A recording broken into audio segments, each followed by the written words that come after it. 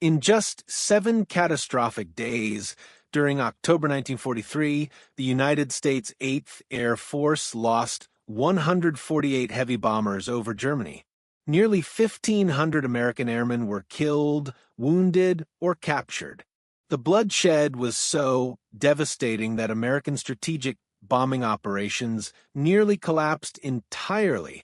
October 14, 1943. Black Thursday. 60 B-17 Flying Fortresses failed to return from a single mission to Schweinfurt's ball bearing factories. Official 8th Air Force mission reports document the brutal mathematics. 291 bombers took off that morning. Only 231 came back. Those 60 missing aircraft represented over 600 trained aircrewmen, an entire generation of bomber crews annihilated in one afternoon. The statistics were beyond catastrophic. Mission losses exceeded 20%, more than double the mathematical threshold where bomber operations become unsustainable. Army Air Force's planners had calculated that 10% losses per mission would destroy a bomber group's combat effectiveness within weeks.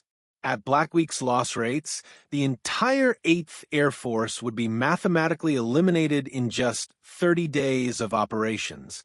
The cruel arithmetic haunted every aircrew member. Each B-17 crew had to complete 25 missions to go home. With 20% losses per mission, survival probability dropped below 10%. Medical officers documented plummeting morale as men calculated they were statistically doomed. German Luftwaffe commanders believed they had won. Intercepted communications reveal Reich Marshal Hermann Göring told Hitler that American daylight bombing had been defeated. Intelligence summaries show German fighter commanders actually requested redeployment of fighter units away from the bomber threat to other fronts. The Americans, they believed, were finished. But how did American bombers, flying the most advanced heavy bomber in the world, suffer such catastrophic losses? And what desperate gamble would save them? To understand this near disaster and the dramatic reversal that followed, we must examine what made German defenses so devastatingly effective in autumn 1943. By October 1943, the German Luftwaffe had constructed the most sophisticated air defense network in military history. Captured planning documents reveal over 1,000 fighter aircraft, 50,000 anti-aircraft guns, and an advanced radar warning system integrated into a single deadly web protecting the Reich. The Jageschwader elite fighter wings had been specifically reorganized for bomber destruction. Intelligence reports identify JG-1, JG-11, JG-26, and JG-27 as primary anti-bomber units, equipped with heavily armed Focke-Wulf 190s and Messerschmitt 109GS. Technical manuals captured from downed aircraft show these fighters carried devastating firepower for 20mm cannons and 230mm cannons, weapons designed explicitly to tear apart heavy bombers. German tactical innovation made them even more lethal. Luftwaffe training materials document specialized bomber destruction techniques that American crews had never encountered. Head-on attacks exploited the B-17's weak frontal armament. Mass formation attacks with 12 to 16 fighters simultaneously overwhelmed defensive gunners.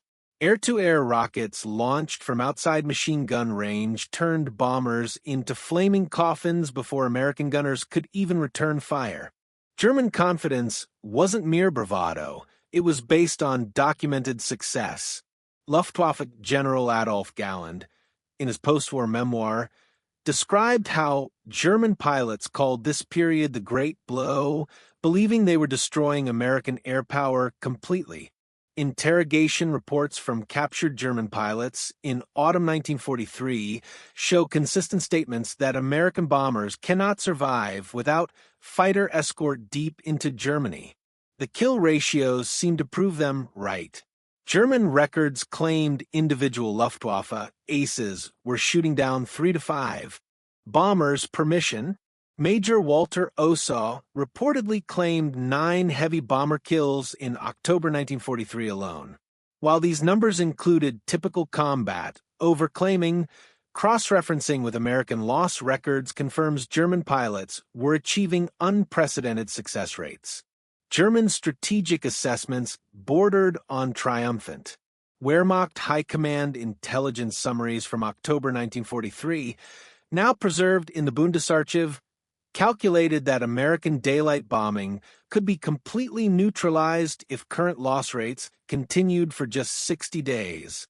Armaments Minister Albert Speer stated in interrogation reports he believed the losses would force Americans to abandon daylight precision bombing entirely, just as the British had been forced to switch to night bombing in 1940. The Germans had every reason for confidence. They held numerical advantage, position, experience, and a proven tactical system. American bombers were dying by the dozens. Victory seemed mathematically inevitable. Facing this buzzsaw of German defensive firepower, American bomber crews were paying a terrible price. But what had brought them to this crisis point? The harsh reality documented in 8th Air Force operational records told a grim story. By October 1943, American heavy bomber groups were operating at 60 to 70% strength, far below planned combat effectiveness. Replacement crews arrived weekly, but veteran losses outpaced the training pipeline's capacity to fill the gaps. The fundamental problem was brutal and simple. The B-17 Flying Fortress, despite its legendary name and 1350 caliber machine guns, could not defend itself without fighter escort beyond 400 miles. Official Army Air Forces range charts showed existing escort fighters, P-47 Thunderbolts and P-38 Lightnings, even with drop tanks, could only accompany bombers 300 to 350 miles into Germany. Critical targets like Schweinfurt and Berlin remained beyond escort range, leaving bombers to face the German buzzsaw alone. The mathematics were undeniable. Operational analysis reports from September 1943 calculated that, at current loss rates, deep penetration bombing operations were unsustainable. A classified memorandum from General Ira Eaker to General Henry Arnold dated October 18, 1943, now preserved in the National Archives, stated bluntly, continuation of operations at this week's loss rate will eliminate the 8th Air Force as an effective striking force within 90 days. Allied confidence wavered. British Air Chief Marshal Arthur Harris, documented in combined Chiefs of Staff meeting minutes, expressed serious doubts about American daylight bombing strategy. RAF Bomber Command had abandoned daylight operations in 1940 after suffering similar catastrophic losses. British intelligence assessments questioned whether precision bombing justified these casualty rates. American newspapers ran sobering headlines. Air losses mount, and bomber crews face grim odds shocked readers back home. Life magazine published casualty statistics that horrified the American public. War Department censors debated whether to suppress loss figures to maintain civilian morale. The aircrews themselves knew the truth. First-hand memoirs document requests for immediate transfers out of bomber squadrons. Medical reports show spiking psychological casualties. Chaplains described airmen writing final letters before every mission, convinced they wouldn't return. Yet, even as losses mounted and morale plummeted, American commanders had been working on a desperate solution, a revolutionary fighter aircraft that could change everything. But would it arrive in time? The aircraft that would change the air war was already flying. It just needed the right engine. The P-51 Mustang, equipped with the British Rolls-Royce Merlin engine and external drop tanks, could escort bombers 850 miles deep into Germany, nearly double the range of any existing fighter. Technical specifications from North American Aviation confirmed what seemed impossible. American bombers would finally have protection all the way to Berlin and back. The innovation timeline revealed American ingenuity at its finest. The P-51 had been operational since 1940, but its original Allison engine severely limited high-altitude performance. The breakthrough came when British engineers at Rolls-Royce proposed installing the legendary Merlin 61 engine. Company records from October 1942 document flight tests showing dramatic performance improvements. The Mustang could now match or exceed German fighters at all altitudes while maintaining unprecedented range. Production acceleration demonstrated American industrial might. North American Aviation's Inglewood, California plant increased P-51 production from 20 aircraft monthly in early 1943 to over 300 per month by December. War Production Board documents show P-51 manufacturing received highest priority classification in August 1943, the same priority level as bombers themselves. Strategic planning evolved rapidly. A critical memorandum from General Henry Arnold to General Ira Eaker, dated September 1943 and preserved in the National Archives, ordered maximum effort to accelerate long-range fighter deployment. Strategic bombing depends on this capability. Planning documents scheduled the first P-51 groups for European deployment in December 1943, with additional groups following monthly through spring 1944. The technical innovation enabling extended range was deceptively simple: jettisonable external fuel tanks. Engineering specifications from Republic Aviation and North American Aviation document the development of aerodynamic drop tanks carrying 75 to 110 gallons of fuel. Technical tests proved that with two 108-gallon drop tanks, the P-51 could fly 850 statute miles, escort bombers to any target in Germany, engage in 15 minutes of combat, and still return to base in England. New tactical doctrine emphasized bomber protection above all else. Fighter command training materials developed in late 1943 introduced close escort and target area support tactics. Fighters would stay with bombers throughout entire missions rather than ranging freely for individual kills. Training reports from the 354th Fighter Group, the first P-51 unit destined for Europe, emphasized the primary mission. Your job is to bring the bombers home. Every bomber that returns is worth 10 enemy fighters destroyed. American industrial advantage would prove decisive. Planning documents showed that by early 1944, America would produce over 1,000 fighters monthly compared to Germany's 700 to 800. Strategists calculated that even at 2-to-1 loss ratios, American production would achieve air superiority through sheer attrition. But the P-51s wouldn't arrive in significant numbers until December. Through October and November, bomber crews would continue flying into hell. Despite Black Week's catastrophic losses, 8th Air Force mission logs document that operations continued relentlessly. Strategic planning documents reveal commanders felt they had no choice. Suspension of bombing would allow German industry to recover and potentially prolong the war by months or years. Specific missions demonstrated the crisis wasn't over. October 20th mission to Düren, 30 bombers lost. November 3rd mission to Wilhelmshaven, 28 bombers lost. November 13th mission to Bremen, 29 bombers lost. Mission reports document that every major raid in October and November 1943 suffered 8 to 15% losses, still catastrophically high, still unsustainable for prolonged operations. European weather compounded the pressure. Meteorological reports show late autumn 1943 limited operational flying days drastically. Mission planning documents reveal that when weather-permitted operations, commanders felt compelled to launch missions regardless of risk. Weather officers documented numerous missions launched into marginal conditions because opportunities were too rare to waste. German confidence remained dangerously high. Luftwaffe communications intercepted by ultra-intelligence showed German fighter commanders actually requesting reallocation of units to other fronts, the Eastern Front Mediterranean theater, believing the bomber threat was contained.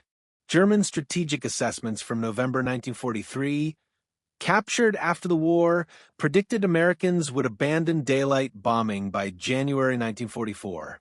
The aircrew experience bordered on psychological warfare against themselves.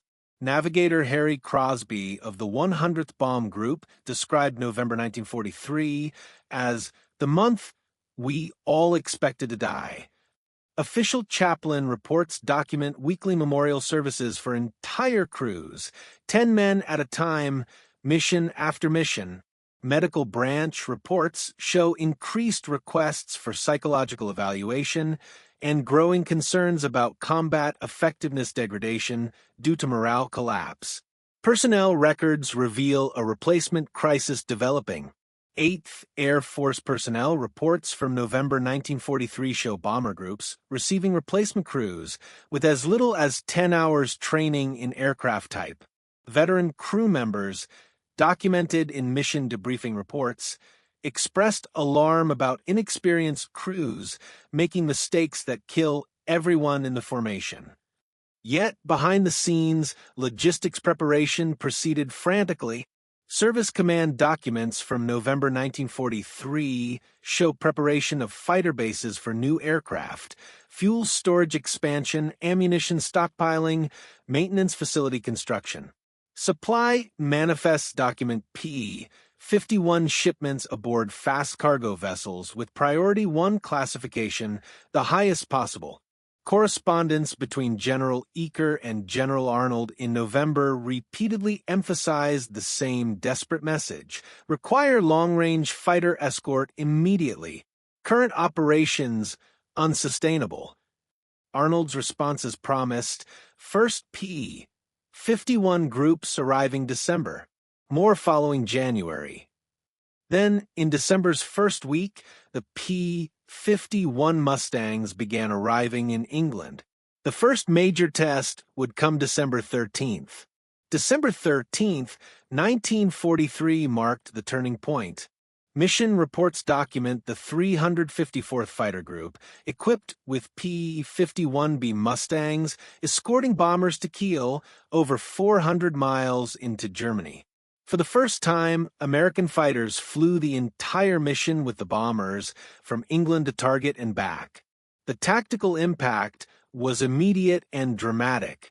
The official after-action report states, enemy fighters observed but did not press attacks when American escort fighters present. Bomber losses: 5 aircraft from 583 dispatched, less than 1% loss rate. Compare this to the 20% losses on similar unescorted missions just 2 months earlier. The difference was revolutionary. Combat reports and gun camera footage documented what made P-51s devastating. American pilots discovered their aircraft could outperform German Bf-109s and Fw-190s at all altitudes. More critically, P-51s could pursue German fighters that broke off bomber attacks, something previous short-range escorts couldn't do. German fighters couldn't simply disengage and escape anymore. Deployment escalated rapidly. December 1943, 1 P-51 group operational. January 1944, 3 groups. February, 5 groups. March, 8 groups. Each group added 48 to 72 long-range escorts, progressively extending the protected zone deeper into Germany, eventually covering every target in the Reich. Specific missions demonstrated the transformation. January 11th, 1944, first P-51 escort beyond 400 miles to Ostersleben and Halberstadt. Loss rate: 4.2% compared to October's 20%. Mission reports note, enemy fighters reluctant to engage when escort present. February 20th through 25th, Big Week, the first sustained maximum effort campaign with heavy P-51 escort. 6 consecutive days of operations. Records show 2,400 bomber sorties, 3,800 fighter sorties, bomber loss rate 5.8%. Operationally sustainable for the first time. American bombers could finally wage sustained warfare against German industry. March 6, 1944 brought the ultimate vindication. The first raid on Berlin with full P-51 escort. 600 miles deep into Germany. The mission Americans couldn't fly in October.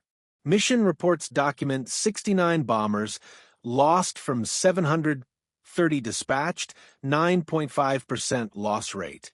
High, but not catastrophic like Black Week. Critically, mission reports note, enemy fighters destroyed throughout route. American fighters pursuing enemy to their bases. Official kill ratio documentation told the story in numbers. Army Air Force's records show P-51 units claimed 579 German aircraft destroyed versus 137 P-51s lost from December through March, a 4.2 to 1 kill ratio. Even accounting for typical combat overclaiming, German records confirm catastrophic Luftwaffe losses during this period. Intelligence reports documented the psychological reversal.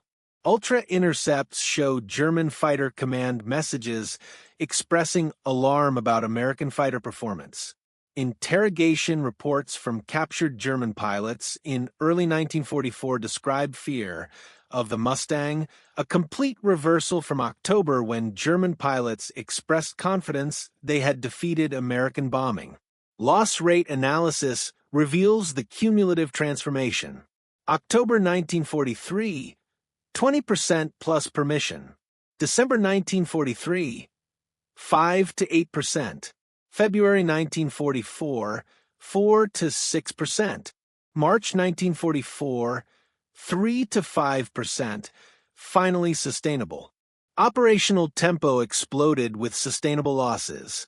Bomb tonnage dropped on Germany, October 1943, 4,500 tons. March 1944, 26,000 tons, nearly 6 times greater destructive power. German personnel records document a catastrophic pilot crisis. By spring 1944, Luftwaffe fighter pilot losses exceeded 25% of available strength monthly, losses that would take months to replace. Training command reports, captured after the war, reveal replacement pilots arriving with only 110 to 160 hours total flight time versus 240 hours in 1943. Fuel shortages and accelerated training pipelines meant inexperienced pilots were being thrown into combat against veteran American fighter pilots flying superior aircraft. Specific loss periods prove devastating.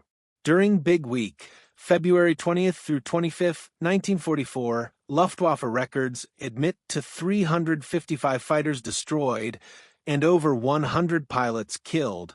March 1944 operations cost another 450 fighters, according to German records. These weren't just aircraft losses. They were irreplaceable experienced pilots who couldn't be rapidly replaced. The fuel crisis compounded the disaster. Wehrmacht fuel supply documents from spring 1944 show aviation fuel allocations reduced 30% to prioritize ground forces and U-boats preparing for the anticipated invasion. Training Command reports document advanced fighter training cut from 200 hours to 100 hours due to fuel shortages, sending barely trained pilots against experienced Americans. Tactical desperation emerged in captured operational orders. Luftwaffe tactical directives from March and April 1944, now preserved in Allied archives, ordered, avoid engagement with American escort fighters. Attack only bombers and only when numerical superiority permits.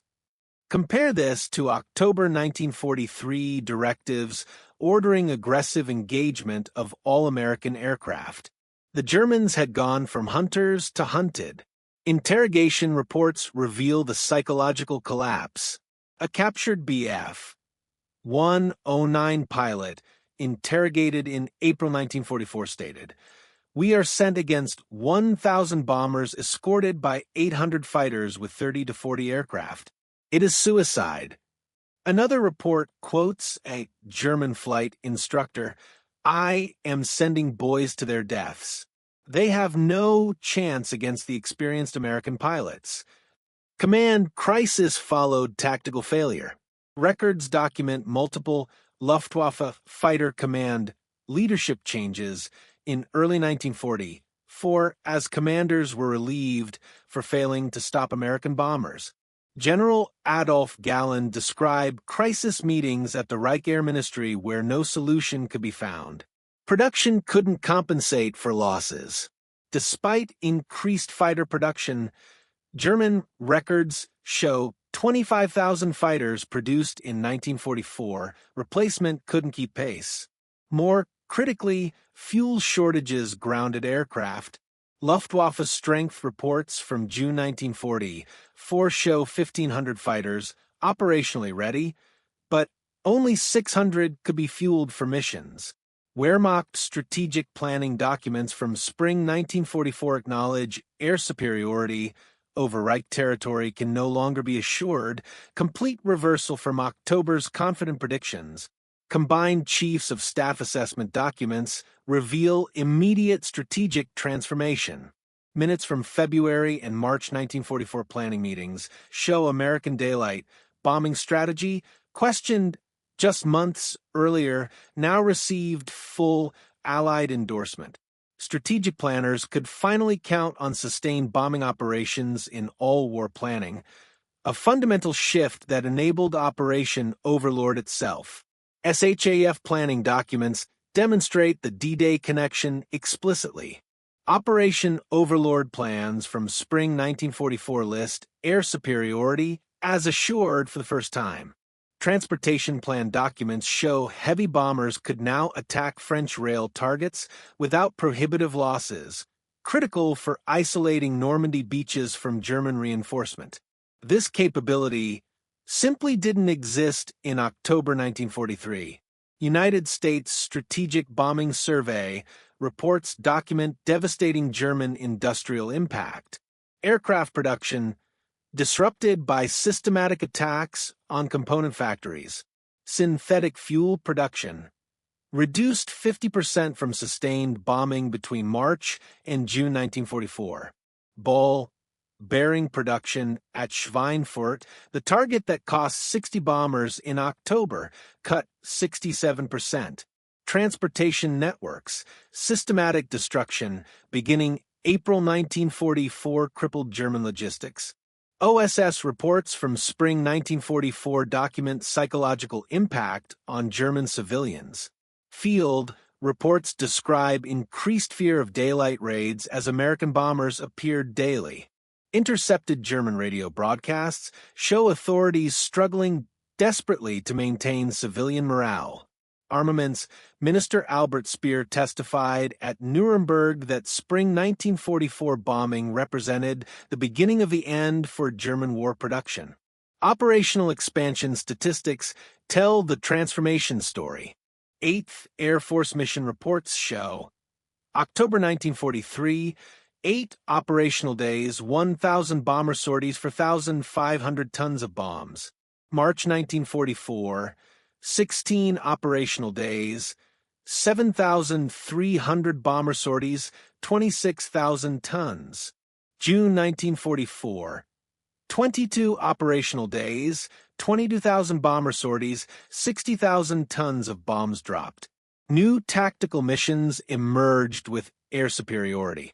By spring 1944, operational orders document fighter sweeps, where P-51s hunted German fighters proactively attacking airfields and destroying aircraft on the ground.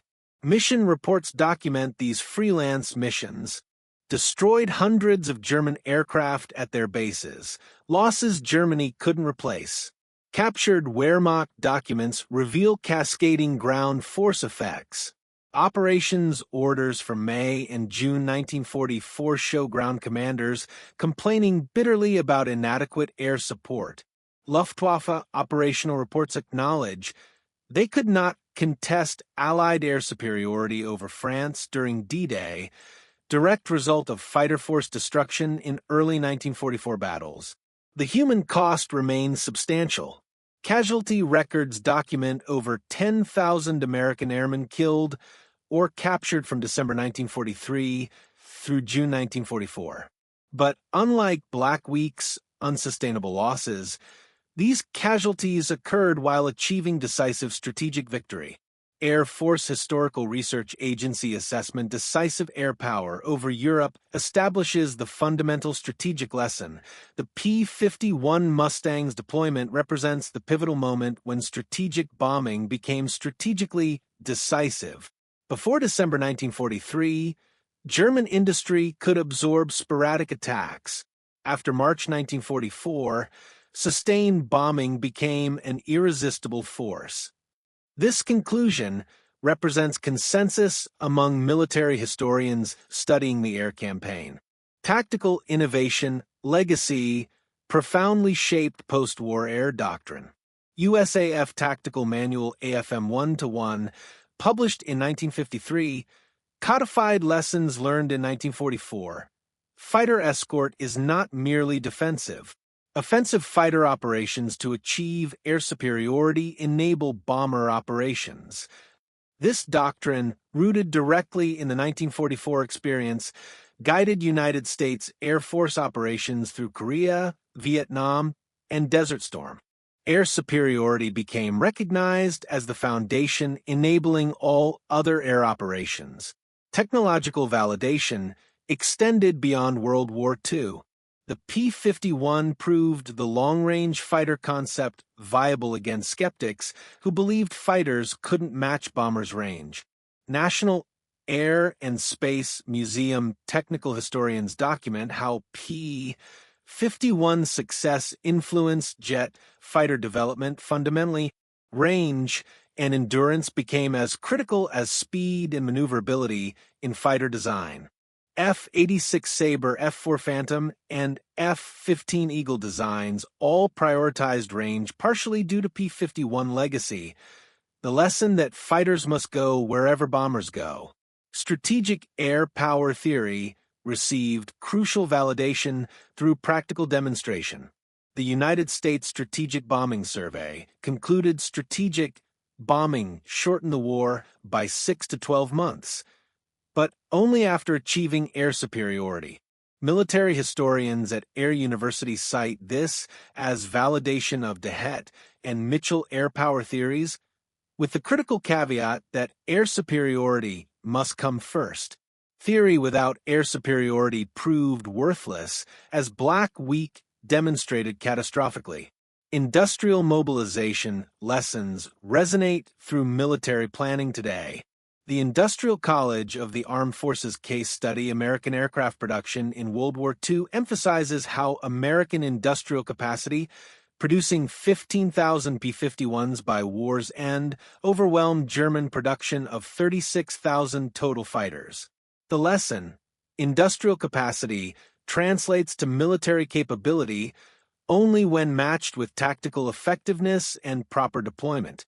The human dimension documented in veteran accounts influenced military psychology research. Air Force studies note that providing bomber crews effective fighter escort transformed morale fundamentally. Knowledge that little friends were present reduced psychological casualties dramatically. Military leadership studies cite this, validating the principle. Protecting subordinates builds unit cohesion and combat effectiveness. Commemorative legacy preserves institutional memory. The National Museum of the United States Air Force features the P-51 Mustang Gallery, specifically highlighting the air superiority fighter that saved strategic bombing. The 357th Fighter Group Memorial displays a quote from a B-17 pilot, They gave us back the sky. These memorials preserve awareness of how close American strategy came to catastrophic failure and how technological innovation, combined with courage, achieved victory.